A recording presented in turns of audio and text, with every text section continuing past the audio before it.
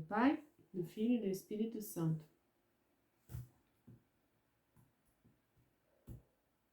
Infalível Criador, que dos tesouros da vossa sabedoria tirastes as hierarquias dos anjos, colocando-as com ordem admirável no céu, e distribuístes o universo com encantável harmonia. Vós, que sois a verdadeira fonte da luz e o princípio supremo da sabedoria, difundi sobre as trevas da minha mente o raio do esplendor, removendo as duplas trevas nas quais nasci, o pecado e a ignorância. Vós que tornastes fecunda a língua das crianças, tornai erudita a minha língua e espalhai sobre os meus lábios a vossa bênção. Concedei-me discernimento para entender, a capacidade de reter, a sutileza de relevar, a facilidade de aprender, a graça abundante de falar e de escrever. Ensinai-me a começar, regei-me a continuar e perseverar até o término. Vós, que sois verdadeiro Deus e verdadeiro homem, e que viveis e reinais pelos séculos dos séculos. Amém. Em nome do Pai, do Filho e do Espírito Santo.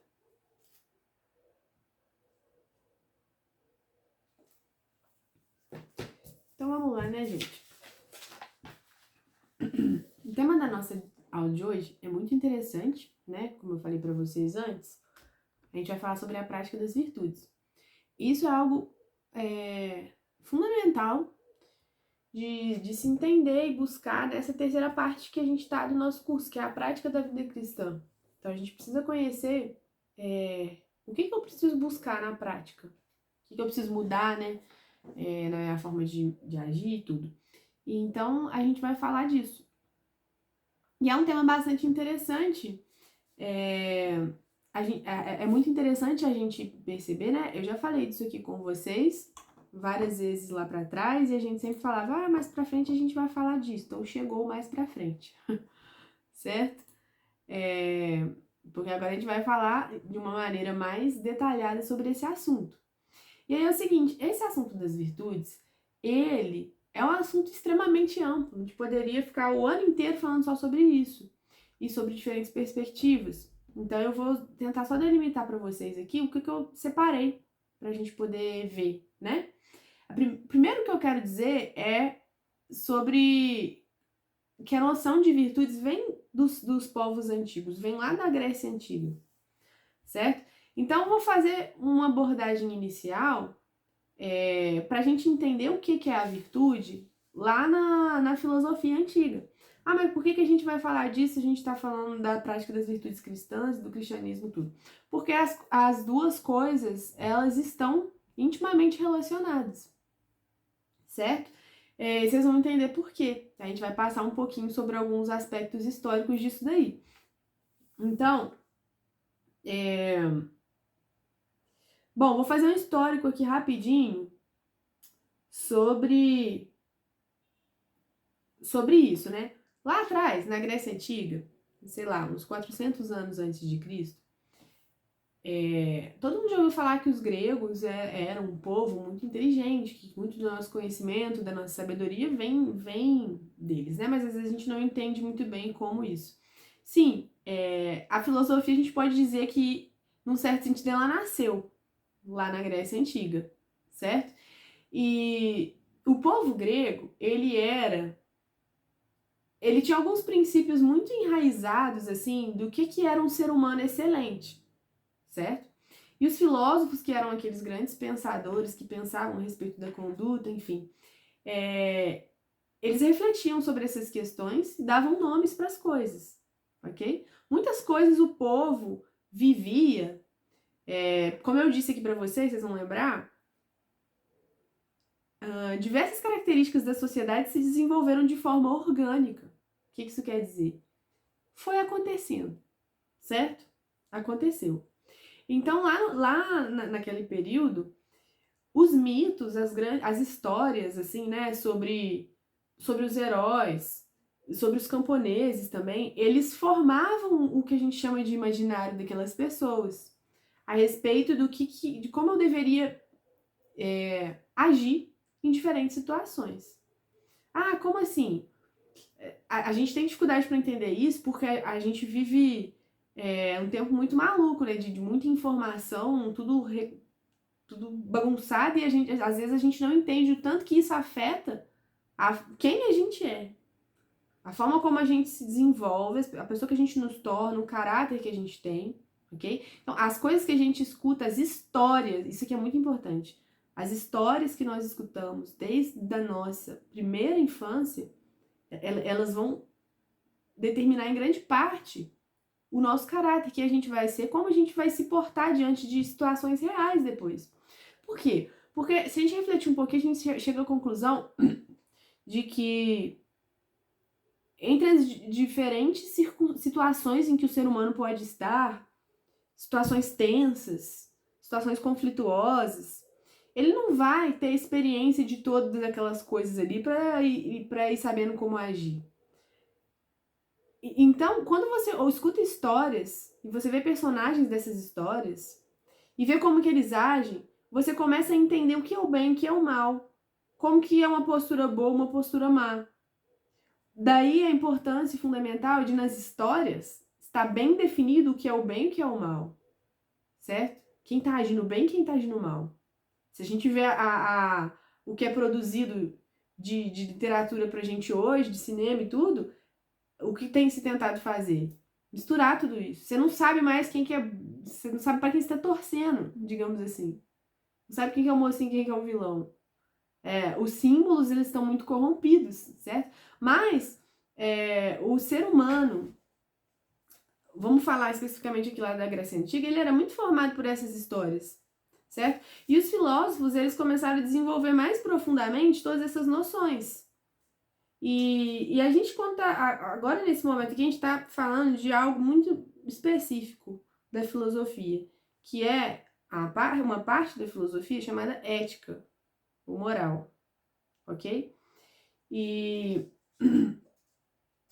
mas por que que a gente tá... Bom, isso daí tudo é o conhecimento dos pagãos e tudo. Mas caso vocês não saibam, esse conhecimento dos pagãos, ele foi abraçado pelo cristianismo. Essa ciência profana foi abraçada pelos grandes teólogos do cristianismo, Santo Agostinho, São Tomás de Aquino, e inúmeros outros, certo? De que forma? Bom, a gente vai perceber que quando uma pessoa... Isso é muito bonito para mostrar pra gente e reforçar o que a gente falou lá no início do curso, como que a verdade, ela pode ser... que vários aspectos da verdade podem ser alcançados através do exercício sincero da minha razão, ok? Não sei se vocês lembram que a gente falou lá que existem as verdades naturais e as verdades sobrenaturais. E que as verdades naturais, elas podem ser alcançadas por uma busca sincera da minha razão, do meu intelecto. As verdades sobrenaturais, elas precisam ser reveladas. E o homem antigo, ele conseguiu alcançar muitas verdades naturais, inclusive a necessidade da existência de um criador e muitas das características desse criador, certo? Mas depois ele precisou se revelar. Quem é esse criador? Ele precisou se revelar, ok? E São Tomás de Aquino, ele falava uma coisa muito interessante, eu não lembro em que termos, mas ele dizia que assim, que quando se trata da verdade, não importa quem está dizendo, e sim o que está sendo dito. Então, se algo que está sendo dito é a verdade, não interessa quem falou.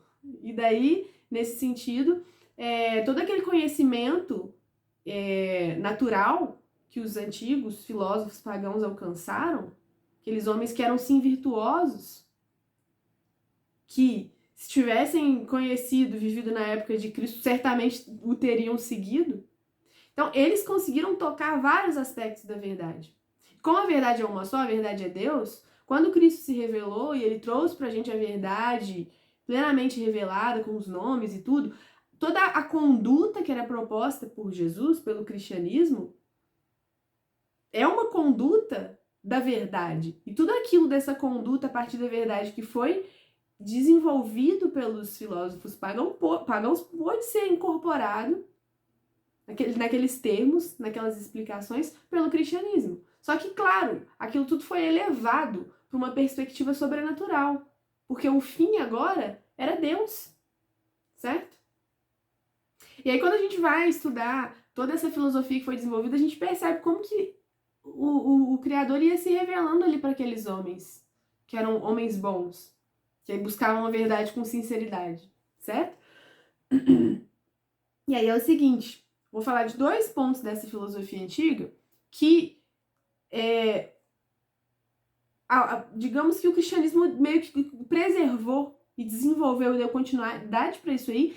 E isso aqui é importante. Isso formou a nossa civilização ocidental. A nossa forma de pensar, a nossa forma de educar, de se formar, de agir, de ver o mundo, de se relacionar, ok? Eu vou falar de 2 coisas importantes. Primeiro, a ética das virtudes. O que é isso? E esse é um assunto muito interessante para mim, porque na minha pesquisa que eu fiz na graduação, que eu pretendo continuar agora, eu estudei muito sobre isso, né? Passou por isso daqui, na minha pesquisa sobre educação. Então, primeiro vamos entender o que é ética e moral. Porque hoje as pessoas ficam, ética é isso, moral é aquilo. A gente precisa definir as coisas. Quando eu aqui estou falando de ética e moral, eu estou falando do conceito clássico de ética e moral. E, classicamente, ética e moral são a mesma coisa, certo? Uma vem do grego, outra vem do latim. Significa conduta, ok? Foi depois de Hegel, agora na modernidade, que ele teve uma teoria para definir ética de uma determinada forma diferente de moral, enfim. Mas eu estou falando do conceito clássico aristotélico de ética e moral. Conduta. Ou seja, a ética é uma ciência, é uma parte da filosofia que diz respeito à conduta do ser humano, ok? E a gente já começa a parar para pensar que isso tem tudo a ver com o cristianismo, porque de que a gente está falando aqui o tempo todo, inclusive nessa terceira parte do curso? Sobre a conduta do cristão, sobre como agir como ser um cristão na prática, ok? E então a gente vai ver que a ética das virtudes, ela é uma proposta de ética, ou seja, de conduta, que se baseia na prática das virtudes, porque aí isso é uma teoria que surge, que ganha nome e consistência lá com Aristóteles, certo? Discípulo de Platão, pra quem não sabe, lá de 400, alguma coisa antes de Cristo, ok? Então, a ética das virtudes é também conhecida como ética da vida boa. Mas por quê? Pra você ficar lá na vida boa? Não. Porque Aristóteles, ele propõe pra gente algumas coisas aqui. Ele diz, lá na obra dele, aqui inclusive, Ética Nicômaco, que a felicidade, que lá ele denomina eudaimonia, é o mais excelente de todos os bens. Mas isso é meio evidente. Só que a gente precisa entender o seguinte: existem muitas linhas de pensamento sobre a ética que foram surgindo mais recentemente. A ética da lei, as éticas utilitaristas, e todas elas vão ter uma noção diferente do que é, de como você se comporta, do que te motiva, do que é virtude, justamente porque eles têm noções diferentes de felicidade. Porque é óbvio, assim, que todo mundo tá buscando a felicidade, certo? Então, Aristóteles vai trazer pra gente que a felicidade é o mais excelente dos bens. Beleza. Só que, qual que é o maior bem do ser humano? Ou seja, aquilo que satisfaz a sua função específica de ser humano. Ele diz pra gente também que, poxa, o bem mais excelente pro ser humano é aquele que vai satisfazer o que ele é, a função específica do ser humano, ok? E daí, pra gente poder investigar isso, a gente precisa pensar em qual que é o diferencial do ser humano. Ou seja, aquilo que o distingue dos outros animais. O que me faz ser humano? Quando eu paro para pensar assim, o que me distingue dos outros animais? Ele vai dizer pra gente que o que distingue o ser humano é a sua animalidade com razão. Ou seja, o fato dele ter as características animais e possuir a razão. Ou seja, aquilo que é único no ser humano é aquilo que vai distinguir ele dos outros seres animais. Certo? Eu vou ler um pedacinho aqui para vocês, que Aristóteles fala lá na Ética Nicômaco. Olha só que interessante. A função do homem é um certo tipo de vida. E esta é uma atividade da alma e ações segundo a razão. E se é assim, a função do homem excelente é completá-la bem e belamente. O bem pertencente ao homem vem a ser uma atividade na alma segundo a virtude. Então, o bem pertencente ao homem vem a ser uma atividade na alma segundo a virtude. E são muitas as virtudes. E nenhum homem feliz, nem a felicidade, se fazem em um único dia, em pouco tempo. Então, ele fala pra gente que essa razão ela é própria do ser humano, ok? E que exercer essa razão da maneira mais perfeita possível que faz o ser humano ser realmente humano. Que ele deve buscar agir naquilo que lhe cabe como diferencial, bem e belamente. Ok? E como que ele vai agir bem e belamente? Pela prática das virtudes. E aí ele fala que esse bem do homem, então, vai ser uma atividade da alma de acordo com a virtude. E que essas virtudes são muitas. E aí ele conclui dizendo o quê? Que nem um homem feliz, e a felicidade, eles não se constroem num único dia, certo? E não se constroem em pouco tempo. Ou seja, precisa ser buscado e cultivado. E mais adiante ele fala, a felicidade é identificada com uma boa vida e com o bem agir. Ele conclui com a gente que o que é a felicidade do homem? É o agir bem, é a boa conduta. E daí, nesse sentido, a virtude passa a ter muita importância. Por quê? Porque entender o que é bom, o que é belo, o que é digno de ser buscado, é a chave para que o homem encontre a verdadeira felicidade. Isso vai se diferenciar muito das éticas modernas utilitaristas, que vão dizer que a felicidade é obter a maior quantidade de prazer possível e o menor sofrimento. Certo? E para nós cristãos, a felicidade não é isso. Assim como não era para os antigos. Afinal de contas, para você buscar bens árduos, isso requer o quê? Sacrifícios, renúncias, muitas vezes até sofrimentos, que te trazem a felicidade. Certo? Então, se uma coisa é fundamental no cristianismo, é que a felicidade e o sofrimento não são incompatíveis. Felicidade é incompatível com a tristeza, não com o sofrimento. Certo?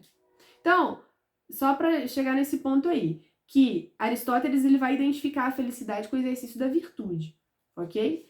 Outro conceito interessante que eu quero falar que vem lá do povo antigo e que foi trazido para o cristianismo, ok? É a noção de paideia, que era como... A paideia é meio que um modelo de educação, de formação do ser humano baseado em um ideal.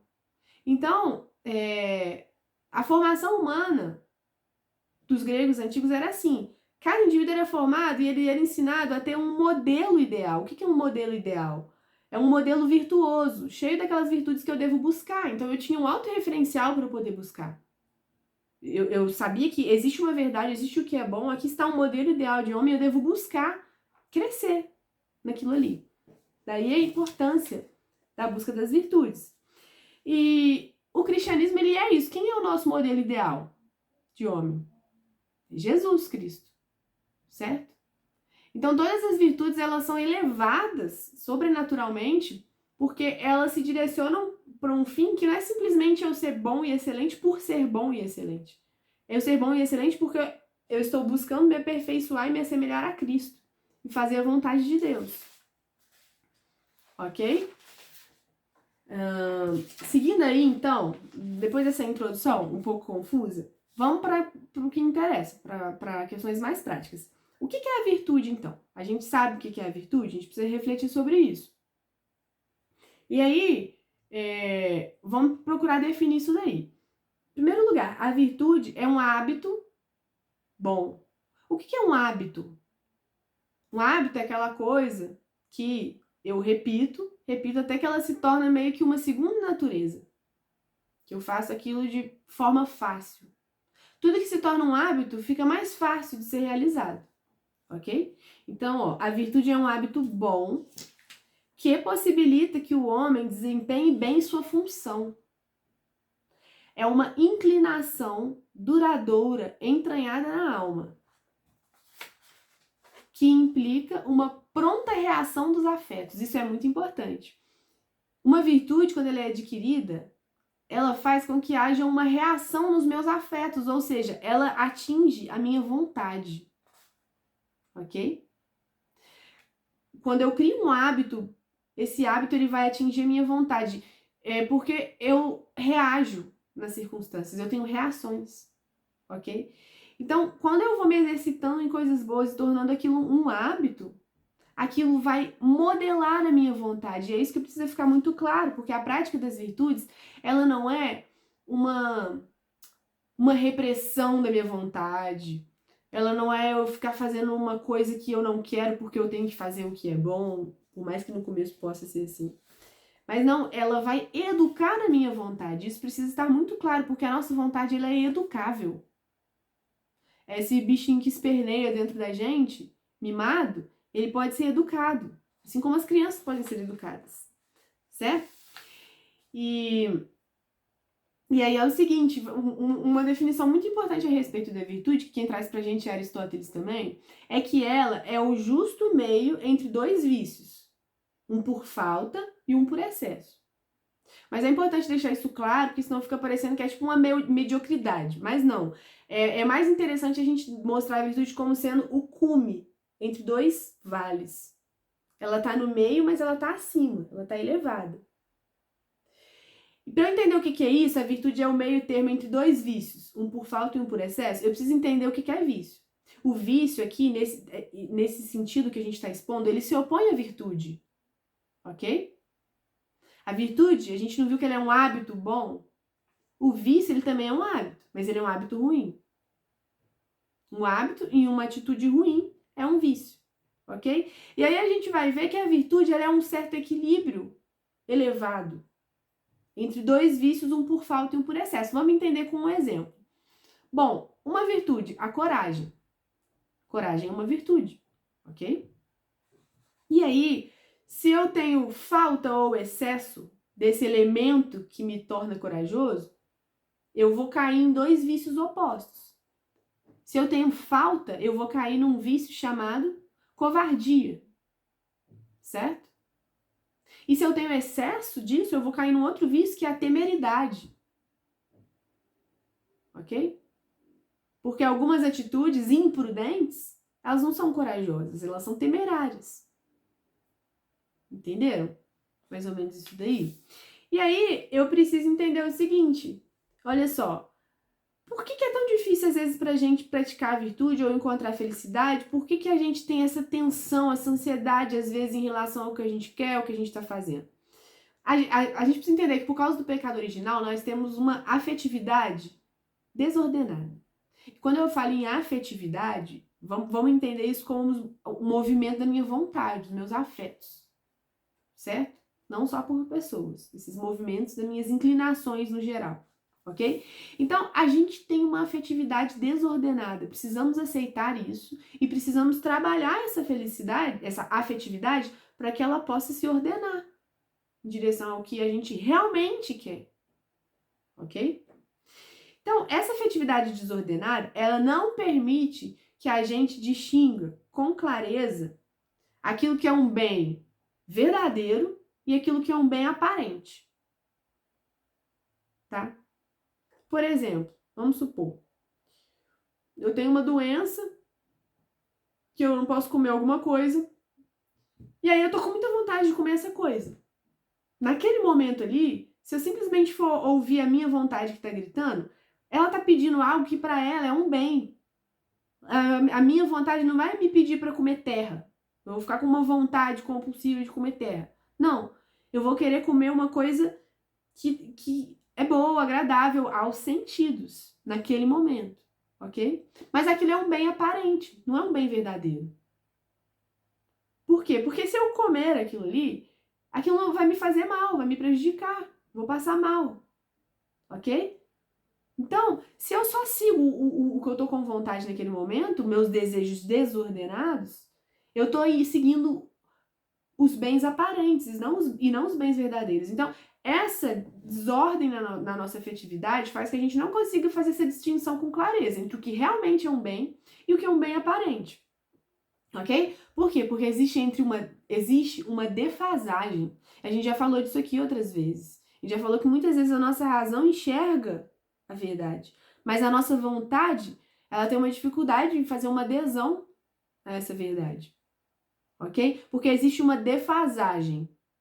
defasagem entre o desejo natural de felicidade que a gente tem e o despreparo que a gente tem de alcançar essa felicidade. Existe essa defasagem, ok? Então, São Tomás de Aquino, ele propõe uma solução pra gente. Qual solução é essa que ele propõe? Ele propõe que a gente vá adquirir e cultivar hábitos que vão aperfeiçoar a nossa razão, a nossa vontade e as nossas paixões, ou seja, aquelas inclinações naturais. Olha bem que a proposta de São Tomás, ele fala, o bem está aqui e a felicidade está aqui, mas os meus afetos são desordenados, então ele fica buscando outras coisas que não são bem verdadeiras, são bens aparentes. Então tem essa defasagem aí.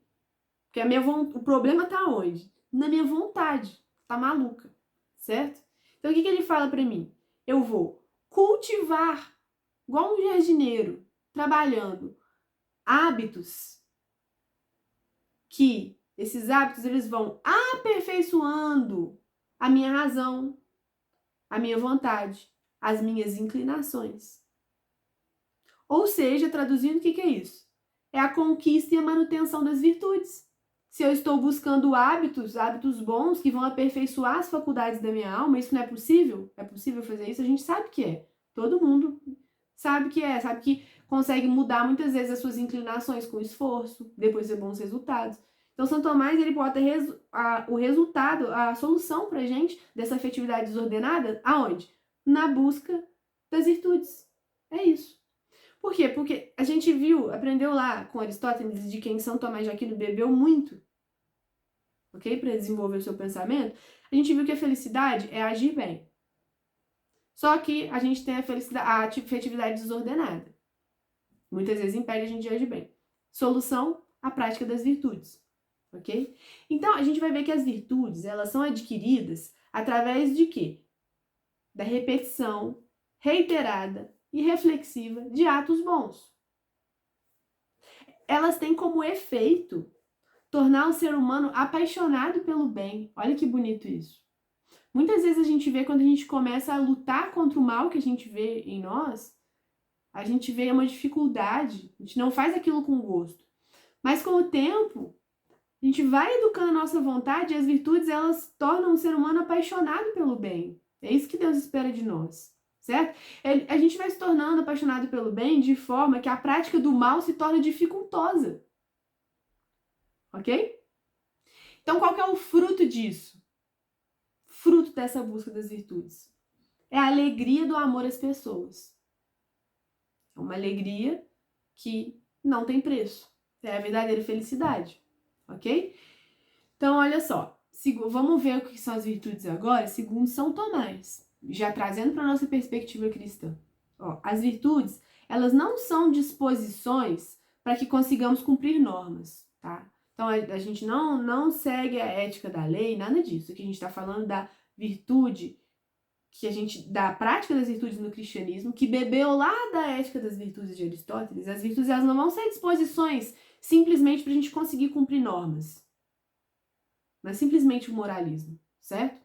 Elas são disposições para que consigamos querer e sentir de acordo com o nosso próprio desejo natural e ilimitado de bem e felicidade absolutos. Nós temos um desejo natural de bem e de felicidade absolutos, certo? Então, as virtudes, elas vão se tornar disposições para que a gente possa querer agir de acordo com isso, ok? Então, olha, isso aqui é fundamental. Elas são um aperfeiçoamento do desejo para cumprirmos de bom grado as normas justas. Então, as normas de Deus, elas são justas e boas.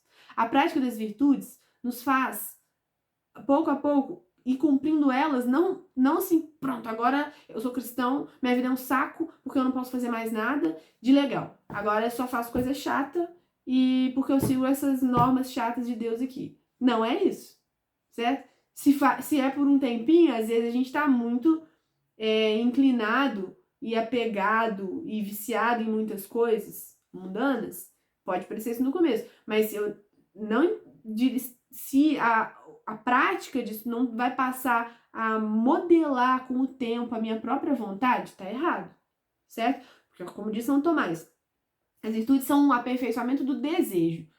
A ideia é que eu passe a querer melhor, a desejar melhor, educar a minha vontade, para cumprir de bom grado as normas justas, certo? Então, para São Tomás, a virtude é a formação do desejo e não a indiferença em relação ao desejo, tá? Não é que eu vou ser indiferente, vou parar de ter desejos, vou aceitar qualquer coisa, não. Não vou, qual que é a palavra que me fugiu aqui? Esqueci. Enfim, eu não vou suprimir o meu desejo, ok? Eu vou educar esse desejo. A virtude é a formação do desejo. Então, olha só, ela não é ir contra a corrente dos próprios sentimentos, tá? E sim formar essa corrente e direcionar os afetos para onde eles deveriam ir por natureza e não vão por causa da desordem que a gente tem dentro de nós pelo pecado. E para onde é que nossos afetos deveriam ir por natureza? Para Deus. Ok? Então, mas eu não sinto isso porque eu sinto que é tudo uma repressão. Ó, aí ele fala aqui pra gente. A princípio, a gente tem que ir contra a corrente sentimental, porque se os nossos sentimentos estão todos ordenados, eu não vou esperar, muito cuidado, eu não vou esperar eu sentir pra eu fazer. Eu vou ir contra os meus sentimentos, mas não com violência, não com uma violência opressora, certo? Eu vou educar os meus sentimentos.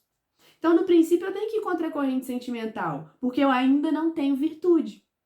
Só que nesse processo, onde vão acontecer atritos interiores entre o bem que eu devo fazer e as minhas paixões, ou seja, as minhas inclinações naturais, no começo, eu não vou realizar essas boas ações de forma gratificante, ok?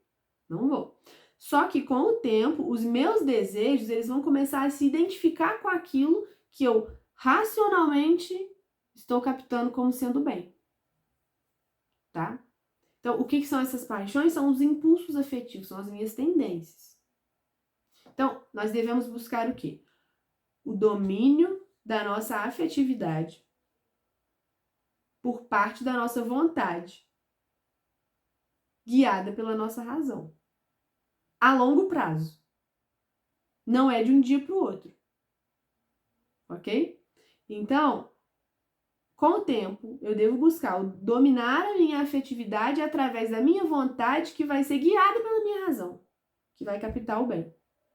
Ok? E só pra gente entender isso aqui é muito interessante, porque às vezes a gente fica um pouco perdido e é meio que um consolo, assim, da gente identificar essas coisas na gente, que é o seguinte, a gente pode diferenciar aqui 4 estados éticos, ou seja, estados da nossa conduta.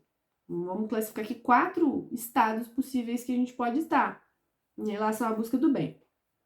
Por quê? Porque a gente tem que distinguir 3 movimentos dentro da gente.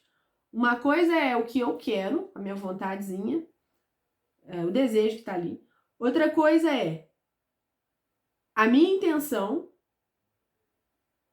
E outra coisa é a minha ação. Vou tentar colocar umas palavras mais simples, tipo assim, uma coisa é o que a minha cabeça quer, certo? Ou seja, a minha intenção. Outra coisa é o que o meu coração deseja, a minha vontade. E outra coisa é o que eu realmente faço. Concordam? A minha razão pode me mostrar uma coisa, mas a minha inclinação me leva para outra.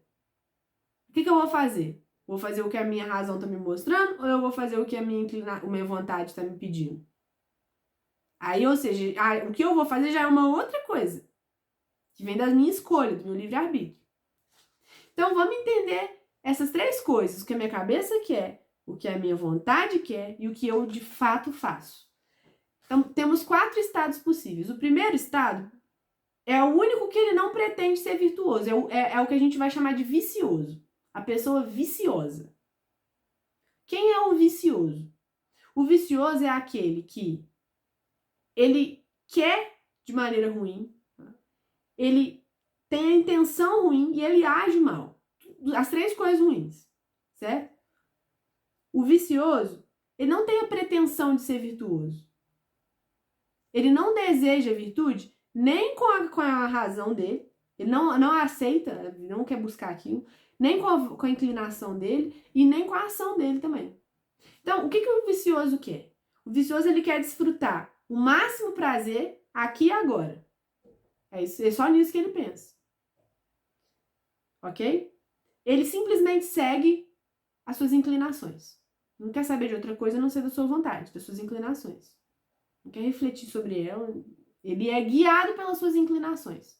Então, as suas intenções não são más, as suas ações e a sua vontade. Dos 4 estados éticos, esse é o único que não está afim de ser virtuoso. É o vicioso, tá? Então, o próximo. Tá? O próximo é o virtuoso. No virtuoso é tudo o contrário. As 3 coisas são boas. O virtuoso, a intenção dele é boa. A inclinação dele também é boa. Ele tá com vontade de fazer aquilo que ele tá vendo que é o bem. E ele faz o bem. Então são os 2 opostos aí. Mas eu tenho outros 2 estados de pessoas que também estão com a boa intenção, mas as outras não são as outras 2 que são boas ao mesmo tempo.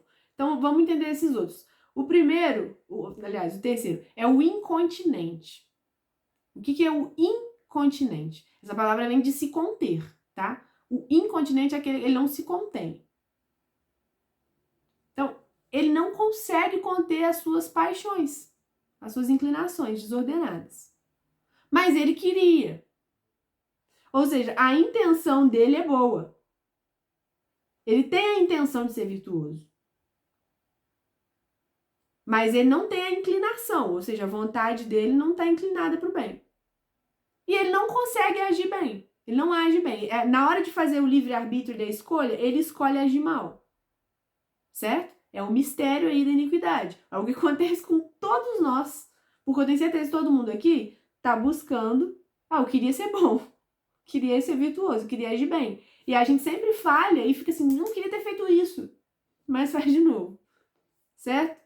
Então, quando a gente estava fazendo isso, nessa atitude que a gente tem esse problema, a gente é incontinente. Ou seja, nossa intenção, nossa razão quer agir bem, a nossa inclinação natural não quer e a gente não age bem. E o quarto é o continente. O que é o continente? Ele se contém. Ele consegue se conter. Ou seja, o continente, exteriormente, ele age do mesmo jeito que o virtuoso. Mas ele ainda não é virtuoso. Por quê? A intenção dele é boa, ele quer agir bem. Mas a inclinação natural dele, a vontade dele, não está de acordo com aquele bem. Porém, ele age bem, ele escolhe agir bem. Entenderam? Certo? Então, uma pessoa, sei lá, uma pessoa que me irrita, que eu não gosto, que eu via brigando e via xingando. Ela vai e sei lá, me xinga. A minha vontade é quebrar a cara da pessoa, entendeu? Esmurrar a cara da pessoa. Eu não tenho afeto bom por essa pessoa, não adianta. Mas eu vou me conter. Não vou fazer isso por quê? Porque a minha razão me diz, eu sei, Deus me disse, eu não devo fazer isso. Eu queria sentir diferente, eu não queria ter raiva. Mas eu não consigo ainda. Então eu vou me conter, eu vou espumar, vou engolir e vou me conter. Nesse momento eu fui o quê? Continente. Eu me contive. Minha intenção é boa e eu agi bem. Mas a minha vontade, ela ainda não está de acordo com aquilo que a minha razão está enxergando. Vocês entenderam? Então todo mundo vai passar por isso, não adianta. Mas vocês lembram o que São Tomás de Aquino falou aqui pra gente? Ele falou que a prática das virtudes, ela educa a minha vontade. Então eu preciso entender que se eu era lá um vicioso, aí eu decidi que eu vou buscar o bem. Só que é tão difícil que por um tempo eu ainda fico incontinente. Eu quero buscar o bem, mas além de eu não sentir o bem, eu não consigo fazer o bem. Aí eu tomo uma decisão, como diz Santa Teresa d'Ávila, eu tenho uma determinada determinação. Vou fazer, custe o que custar. Então eu viro um continente. Eu passo a me conter, eu passo a agir bem, eu passo a querer com a minha cabeça, intencionar bem, mas minha vontade ainda está desordenada, as minhas más tendências estão ali, mas eu não cedo a elas. Com o tempo e com a graça, porque Deus gosta muito de ver a gente lutando. Então ele vai mandar graças, ele vai abrandar o nosso coração. A gente vai começar a olhar para aquela pessoa ali como Cristo olha para aquela pessoa ali. Deus é um excelente pedagogo. Ele vai começar a botar a gente em situações que a gente vai começar a ver as nossas próprias misérias, a gente vai ver como que outras pessoas suportam a gente. E aí nosso coração vai se abrandando. E o hábito, aquilo ali vai se tornando um hábito que vai moldando a minha vontade e eu me torno virtuoso. Então vocês entenderam? O pior estado é o quê? O vicioso. Depois, incontinente. Depois, continente. Depois, virtuoso. Então, isso daí é um trabalho para a vida toda, mas eu preciso entender e ter fé em que a virtude ela vai educar a minha vontade. Ok? E aí, depois de ter falado tudo isso, a gente fica assim, tá, mas a gente está falando de uma forma muito filosófica e tal, e ética, mas e a prática das virtudes cristãs? Bom, isso tudo que a gente falou aqui é muito importante para a gente entender esse mecanismo. Inclusive um mecanismo que foi abraçado pelos teólogos cristãos para poder esmiuçar para a gente e expor para a gente essa ciência que é uma ciência do espírito, ok? E aí agora eu só vou, tendo a gente feito essa passagem filosófica aqui, a gente vai fazer uma distinção entre o que são as virtudes naturais e o que são as virtudes sobrenaturais. Isso é muito importante. Porque tudo isso que eu tô falando aqui, a gente percebe que eu posso buscar cultivar muitas virtudes. Por exemplo, que os pagãos cultivavam as virtudes, ok? Ter uma vida ordenada, organizar os meus horários, sei lá, fazer uma atividade física, me alimentar bem, me tornar uma pessoa educada, fazer obras de caridade com o meu próximo, tudo, todas essas coisas que eu tô falando, tratar as pessoas bem, honrar os meus pais, ter um bom caráter, ser honesto, tudo isso que eu tô falando são virtudes, podem ser virtudes naturais, certo? Eu posso buscar uma vida boa, como os antigos buscavam, cultivando esses bons hábitos de forma natural. Então, as virtudes naturais, elas são adquiridas pelos princípios da natureza, da nossa natureza humana, pelos seus próprios atos, pelas nossas ações. Já as virtudes sobrenaturais, elas são infundidas por Deus na nossa alma. Quando? No nosso batismo, na crisma, ok? Com os sacramentos. Elas são infundidas na nossa alma por Deus. Para quê? Para nos conduzir, ou seja, conduta, retamente, segundo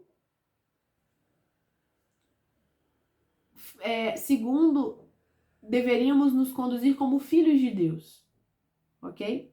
Então, essas virtudes sobrenaturais que Deus coloca lá na nossa alma, elas auxiliam a gente a exercer atos sobrenaturais. O que são atos sobrenaturais? São aqueles atos que são impulsionados pela fé, e que eles têm como finalidade última Deus. Eles são impulsionados pelo nosso amor a Deus, pela nossa vontade de cumprir a vontade de Deus, de viver uma vida divina. Certo? Mas eu preciso entender o seguinte: essas virtudes sobrenaturais que Deus infunde na minha alma, elas também precisam ser exercidas, precisam ser exercitadas, cultivadas. Ok? Então, eu não sei se vocês entenderam que as virtudes naturais, elas têm como fim, como finalidade, um bem honesto, certo? Só que um bem natural. Mas se é um bem, elas vão nos orientar, mesmo que indiretamente, para Deus, ok? Já as virtudes sobrenaturais, que a gente chama de virtudes infusas, elas têm como objeto direto Deus, ok? Elas têm como finalidade um bem sobrenatural. A finalidade, tem como objeto direto Deus, não. Elas têm como finalidade um bem sobrenatural, certo? As virtudes naturais, elas têm como finalidade um bem natural, mas vai nos levar indiretamente a Deus. Já as virtudes sobrenaturais, elas têm como finalidade um bem sobrenatural. Ok? E elas nos levam diretamente para Deus. Ou seja, a prática dessas virtudes sobrenaturais infusas, elas fazem com que a gente viva em harmonia com o nosso Senhor Jesus Cristo. Que a gente tenha a vida divina. Elas também são aperfeiçoadas pelo hábito. Não é assim, Deus vem e pim, pronto. Você ganhou isso, você ganhou aquilo, agora essa que você tem, essa que você não tem. Não. Essas virtudes infundidas por Deus na nossa alma, elas são aperfeiçoadas, intensificadas. O que pode aperfeiçoá-las? Os sacramentos, as boas ações, as boas obras, as orações. Certo? E aí, só uma coisa importante. Então a gente vai pensar assim, no começo é um pouco confuso, porque eu não estou falando o nome das virtudes, ok? Mas, tem virtudes que elas, ao mesmo tempo, podem ser naturais e sobrenaturais. A gente vai ver isso aqui agora. Falando primeiramente das virtudes sobrenaturais, ou virtudes infusas, a gente vai falar primeiramente das virtudes teologais. O que são as virtudes teologais? Para quem não sabe, existem 3 virtudes que são chamadas de virtudes teologais. A fé, a esperança e a caridade. E por que elas são chamadas assim? Porque elas têm a Deus diretamente como fim, como finalidade. Essas 3 virtudes, elas nos ordenam diretamente para Deus. A função delas é nos unir a Deus, ok? E elas são... Perdão. Elas são infundidas por Deus na nossa alma, ok? Só uma coisa que eu vou deixar claro. Eu não vou ficar... essa parte das virtudes, em que a gente vai definir muito as virtudes sobrenaturais, ela é muito assim... Tem muitas definições, muito teológicas, isso não é o nosso objetivo. Então eu vou passar por isso, porque eu quero cair logo numa parte mais prática, ok? Mas pelo menos as virtudes teologais e as cardeais, a gente precisa passar por elas. Então, falando rapidamente da fé. Pela fé, a gente conhece a Deus, certo? Então, qual que é a definição da virtude teologal da fé? Ela é uma virtude que inclina o nosso intelecto sob o influxo da vontade e da graça, a dar um firme assentimento às verdades reveladas pela autoridade divina. Então, a fé, olha só que interessante, a fé é uma virtude que ela está enxertada na nossa razão, no nosso entendimento. Então, lá no nosso entendimento, através do impulsionamento, tanto da nossa vontade quanto da graça de Deus, ela vai abraçar as verdades da fé. Ela vai enxergar que a verdade está ali por causa da autoridade de Deus e vai abraçar essas verdades reveladas. Isso é a fé, certo? A esperança, o que é a virtude teologal da esperança? É uma virtude que faz a gente desejar de fato a Deus como bem supremo. E ter confiança e aguardar com firme confiança, por causa da bondade do poder divinos, o que ele nos prometeu, a eterna bem-aventurança, certo? A eternidade com ele, o céu, o paraíso. Faz a gente ter uma firme convicção disso, mas é uma convicção que é motivada pela bondade divina. Porque eu conheci a Deus, o amei, eu vejo que Deus é bom e que ele é poderoso. Eu não tenho como duvidar e não esperar e não desejar essa eternidade. A esperança me faz pensar nisso. E a caridade, que é a maior de todas as virtudes, que também é uma virtude teologal. Porque a caridade, o que é a caridade enquanto virtude teologal? É aquela virtude que nos faz amar a Deus sobre todas as coisas, de fato. Pelo que ele é, não é pelo que ele me dá. É eu amar a Deus pelo que ele é, certo? E amar ao próximo por causa de Deus, certo? Então, só passando rapidamente sobre as 3 virtudes teologais. E aí a gente tem 4 virtudes que a gente chama de virtudes cardeais. E é muito interessante porque essas 4 virtudes cardeais, elas aparecem lá em Aristóteles. As mesmas virtudes, certo? Que ele não vai chamar de virtudes cardeais. Mas essas 4 virtudes aparecem lá como as virtudes principais.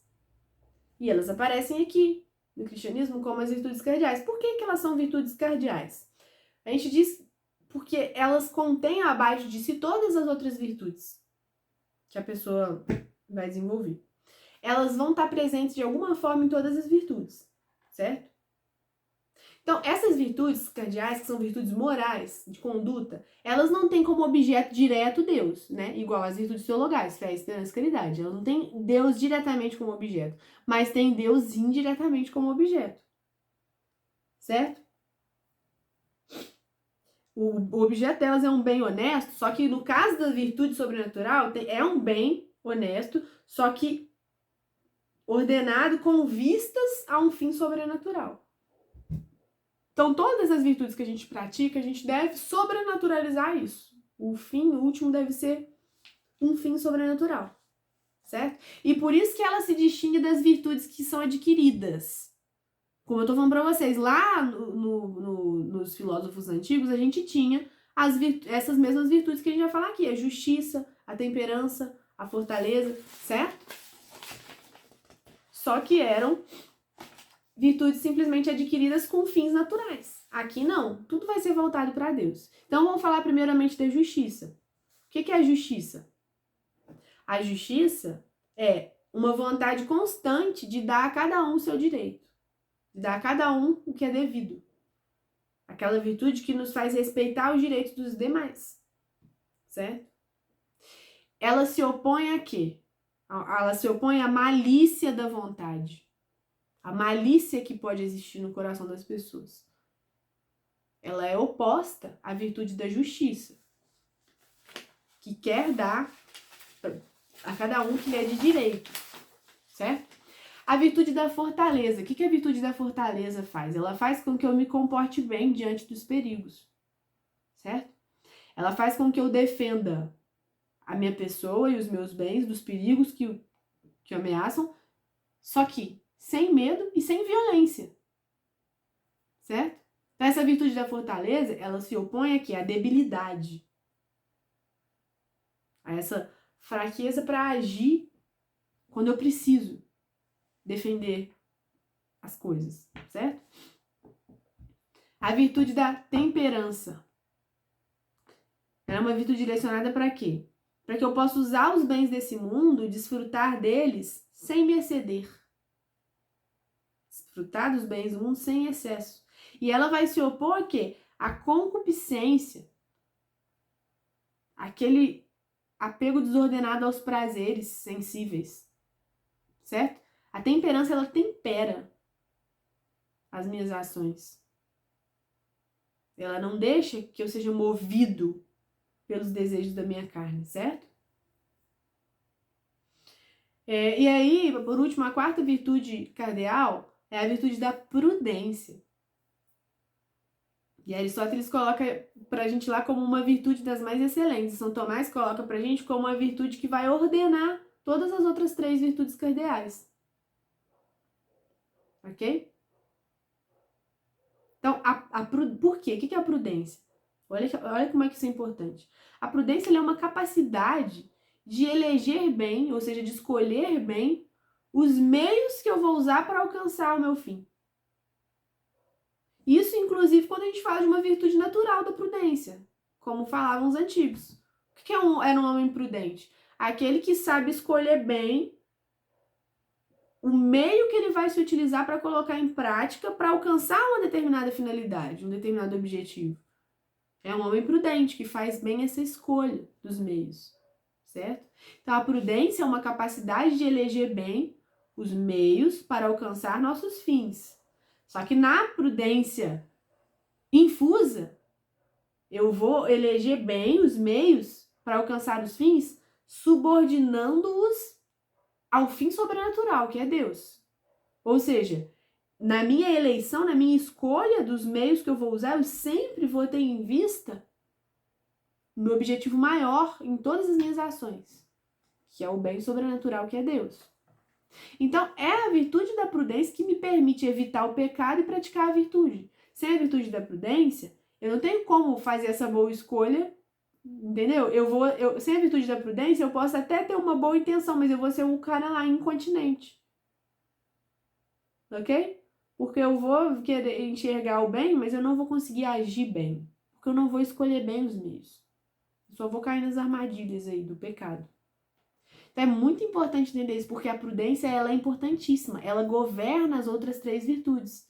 Imagina que eu desejo agir com fortaleza, com justiça, com temperança. Mas se eu não tenho prudência, eu não vou saber escolher os meios para colocar isso em prática. Ok? Então, uma vez que a gente falou aí rapidamente das virtudes teologais e das virtudes cardeais, sobre uma perspectiva das virtudes infusas, ou seja, eu quero exercitar aquilo que Deus colocou na minha alma pelo sacramento do batismo, as virtudes infusas e os dons do Espírito Santo, certo? As virtudes infusas, elas me dão uma potência, um potencial de praticar o bem de maneira sobrenatural.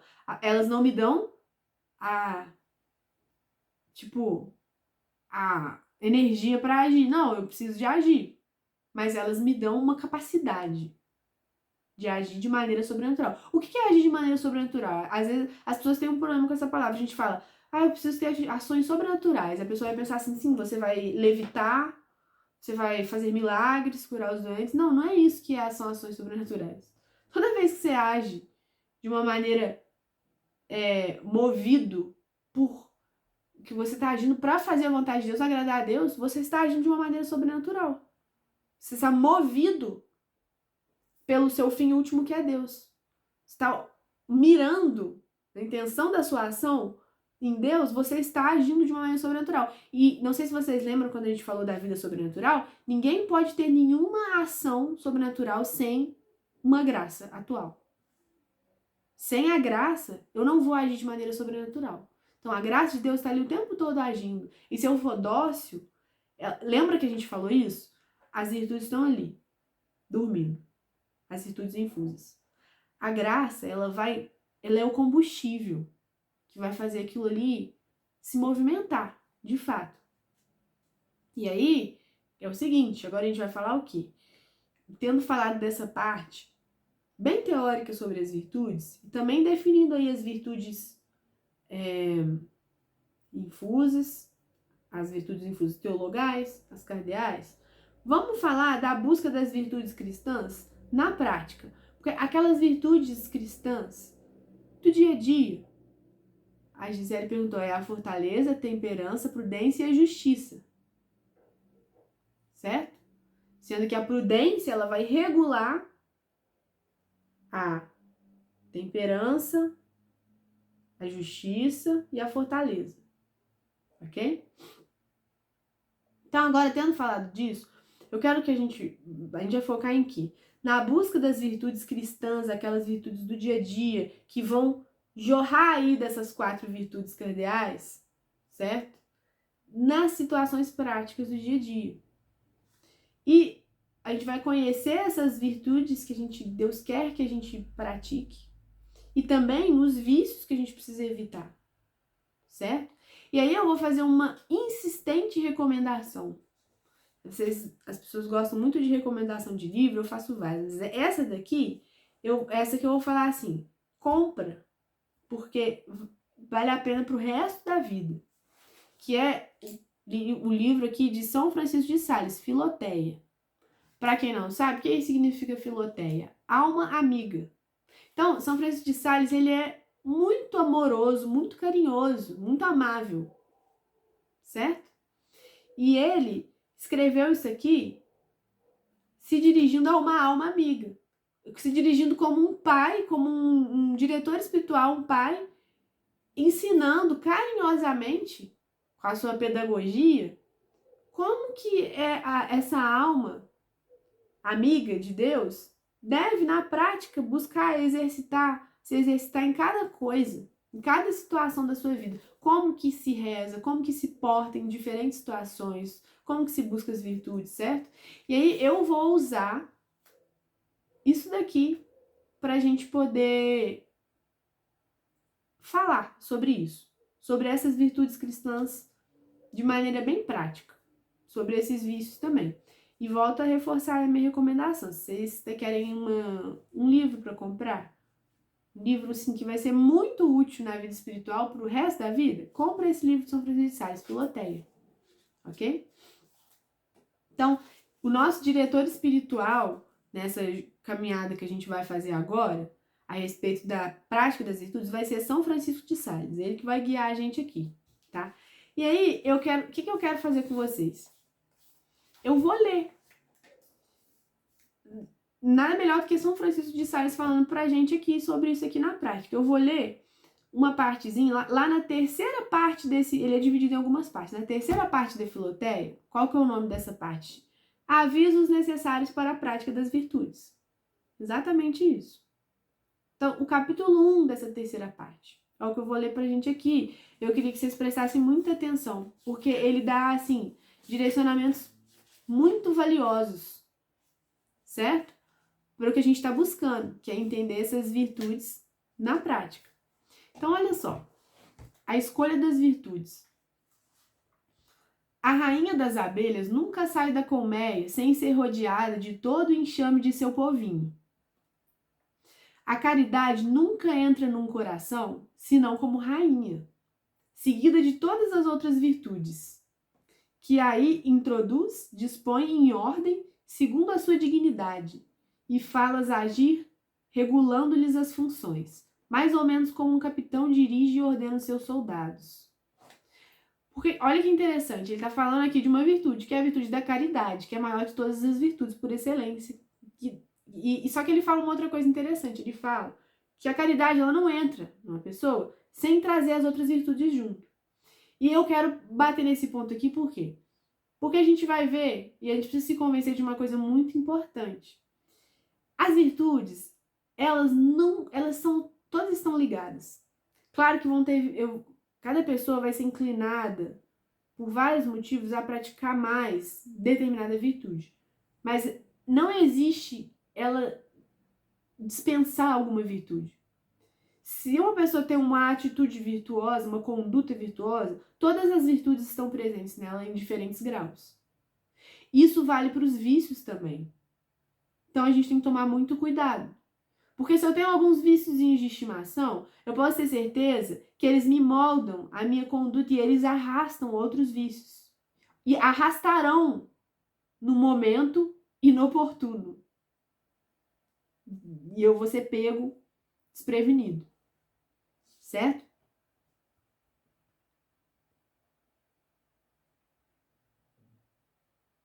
Olha só o que ele fala aqui mais pra frente. A caridade, animando o coração do justo, o leva à prática de muitas boas obras, que são frutos das virtudes, mas cada uma a seu tempo e em seu lugar.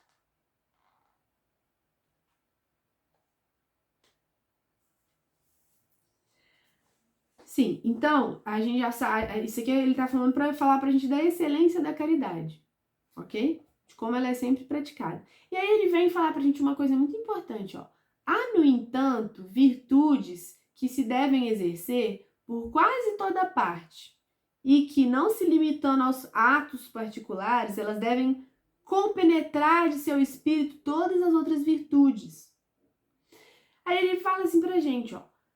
Não se oferecem muitas ocasiões de praticar a fortaleza, a magnanimidade, a paciência. Então, olha que interessante, ele está falando. Às vezes a gente não tem muitas ocasiões de praticar essas grandes virtudes, certo? Mas, no entanto, olha só, a brandura, a temperança, a modéstia, a honestidade, a humildade, são virtudes cujo espírito e caráter se devem manifestar em todas as nossas ações. As primeiras que ele falou, ou seja, a fortaleza, a magnanimidade, a paciência, elas são mais excelentes e sublimes. Mas as últimas são mais praticadas. Por quê? Porque a gente encontra ocasiões de exercitar essas virtudes escondidas no nosso dia a dia comum, na nossa vida comum, certo? Então, olha o que ele fala, que acontece aqui o que acontece com o sal e com o açúcar, que o sal é muito mais usado, certo? E então, por isso, nunca nos deve faltar uma boa provisão dessas virtudes que são gerais e mais comuns. E aí isso aqui é muito interessante, porque ele vem falar pra gente aqui, ó, que na prática das virtudes sempre convém a gente preferir as que são mais conforme aos nossos deveres do que aos nossos gostos. Ou seja, ao nosso estado de vida. Uma coisa muito ruim, não é aqui que ele fala não, mas em outra parte de São Francisco de Sales fala e todos os santos falam. Às vezes as pessoas, eu quero buscar santidade. Aí a pessoa tá lá. Mas se eu... a pessoa lá é um pai de família, uma mãe de família. Aí ela tá lá. Mas se eu pudesse, se eu tivesse num convento, eu ia praticar a penitência, a mortificação, o silêncio. Aí sim eu ia rezar 6 horas por dia, aí sim eu seria santo. Certo? Então, a pessoa ficar desejando um outro estado de vida em que ele ia praticar um monte de virtude que ele não pode agora porque é contrário às obrigações do estado de vida dele. Na verdade, isso é o quê? Isso é uma fuga da sua realidade. Porque o que Deus quer de você é que você pratique as pequenas virtudes hoje, aonde Ele te colocou hoje, no seu estado de vida hoje. Ok? Ele fala aqui que tinha uma Santa Paula, que se inclinava muito às austeridades corporais, enfim, e que aí ela faltava com a obediência. Por causa disso. O seu diretor espiritual. Então, todos os estados de vida têm as suas virtudes próprias. Então, as virtudes de um sacerdote são diferentes daquelas de um príncipe, de um soldado, de uma senhora casada ou de uma viúva. Embora todos nós devamos possuir todas as virtudes, não as devemos, no entanto, praticar todas igualmente em todos os estados de vida. Certo? Há virtudes que a alma simples parecem maiores do que outras e, portanto, são mais estimadas. A única razão disso é que essas virtudes estão mais próximas de seus olhos, lhes dão mais na vista e se adaptam mais às suas ideias, que são muito materiais. O que ele está falando aqui? Ele está falando justamente desse negócio de que às vezes o mundo tem uma ideia das virtudes e coloca mais grandeza em determinadas virtudes. Por exemplo, o mundo prefere, normalmente, a esmola material, a esmola corporal, a espiritual. Sendo que a esmola espiritual é muito mais excelente do que a esmola corporal, porque ela dura eternamente. Entenderam? As duas são boas. As pessoas preferem os cilícios, as mortificações, os jejuns, andar descalço, as vigílias, do que a brandura, a benignidade, a modéstia e todas as outras mortificações do espírito e do coração. Isso aqui que ele está falando é muito importante. Inclusive, falei isso na catequese dos meninos hoje. Está falando sobre essas virtudes próprias do trato com o próximo. Porque essas coisas, a fé, tocam muito o coração de Cristo. Tudo que diz respeito ao trato, ao nosso convívio. E aqui ele fala da brandura, da gente ter um coração brando, da benignidade, da mansidão, da gente suportar quem é insuportável. Porque eu ter paciência com quem é bonzinho não é paciência. Não é paciência. Paciência é com quem é insuportável. Aí que é paciência. Entenderam? Porque a pessoa, não, mas tem gente que não dá, não aguenta, ué. A virtude é o quê? É quando é fácil? Não. É quando é difícil. Certo? Coisas que são muito desagradáveis e desagradam muito a Deus, a gente às vezes não dá confiança. Grosseria, indelicadeza, certo? Rispidez. Então, a gente deve ter em mente que eu sempre devo ser dócil com as pessoas. Eu devo procurar agradar, facilitar a vida dos outros, certo? Fazer com que as pessoas se sintam mais... se sintam melhor com as minhas ações. Não pior, não agitadas ou, sei lá. Eu sempre devo pensar nisso. Se eu tô tornando a vida das pessoas mais tranquila ou se eu tô deixando as pessoas agitadas, não sei, sabe? Confusas ou atribuladas, essas coisas. Essas coisas referentes ao nosso trato. A modéstia, ele fala que muito da modéstia, que diz respeito à forma como eu me visto, como eu ajo, como eu me porto, certo? Então, é o seguinte. nós vamos continuar aí ainda nesse assunto, nessa questão da modéstia. Eu quis entrar um pouquinho aqui nessa parte de São Francisco de Sales, só para a gente tocar um pouco nessas virtudes específicas que a gente pode praticar, que a gente deve praticar no nosso dia a dia, que a gente deve buscar no nosso dia a dia. Vou só ler uma pequena historinha aqui que São Francisco de Sales conta, mostrando como que determinada prática de determinada virtude vai ser importante para cada pessoa em diferentes circunstâncias. Olha só, um homem de Alexandria, por nome Eulógio, querendo fazer alguma coisa grande por amor de Deus, queria fazer uma coisa grande por amor de Deus. Só que ele não tinha ânimo bastante para abraçar a vida solitária ou viver em comunidade, sob obediência de um superior. Então, o que ele fez? Ele recebeu em sua casa um pobre coberto de lepra, para praticar ao mesmo tempo a caridade e a mortificação. E para praticar essas virtudes de um modo mais digno de Deus, ele fez um voto de respeitar, tratar e servir o seu doente em tudo, como um servo ao seu Senhor. Olha que coisa interessante, tipo, naquela circunstância dele.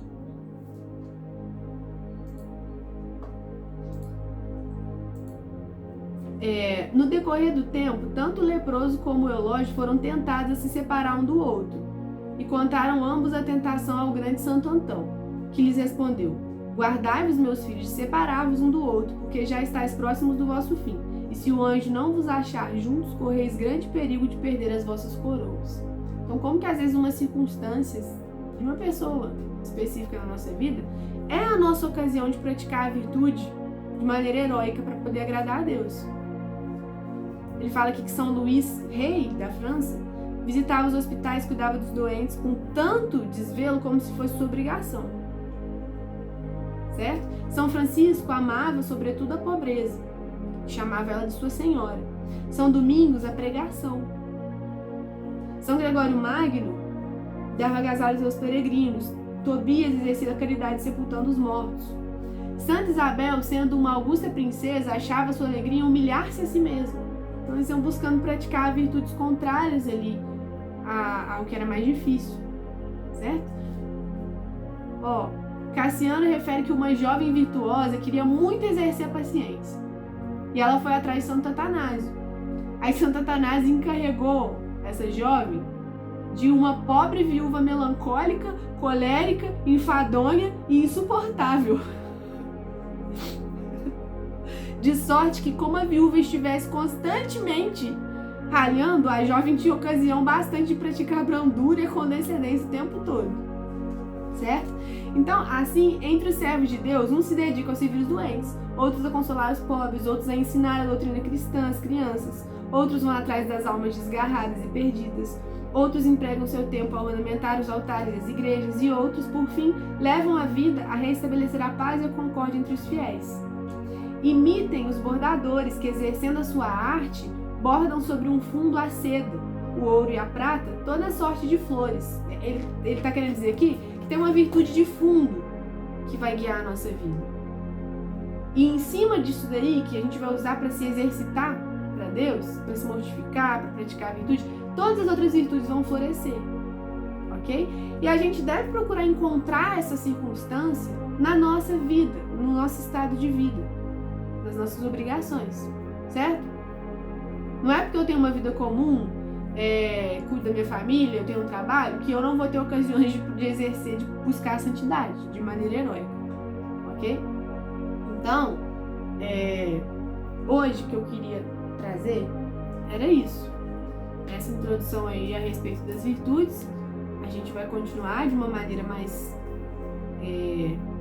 prática, falando sobre as virtudes e os vícios, certo? E aí, para finalizar, vamos rezar uma oração muito oportuna aqui, a oração de São Francisco. Ok? Vamos lá. Em nome do Pai, do Filho e do Espírito Santo. Senhor, fazei de mim um instrumento de vossa paz. Onde houver ódio, que eu leve o amor. Onde houver ofensa, que eu leve o perdão. Onde houver discórdia, que eu leve a união. Onde houver dúvida, que eu leve a fé. Onde houver erro, que eu leve a verdade. Onde houver desespero, que eu leve a esperança. Onde houver tristeza, que eu leve alegria. Onde houver trevas, que eu leve a luz. Ó Mestre, fazei que eu procure mais consolar que ser consolado, compreender que ser compreendido, amar que ser amado, pois é dando que se recebe, é perdoando que se é perdoado, e é morrendo que se vive para a vida eterna. Amém. Em nome do Pai, do Filho e do Espírito Santo. Amém.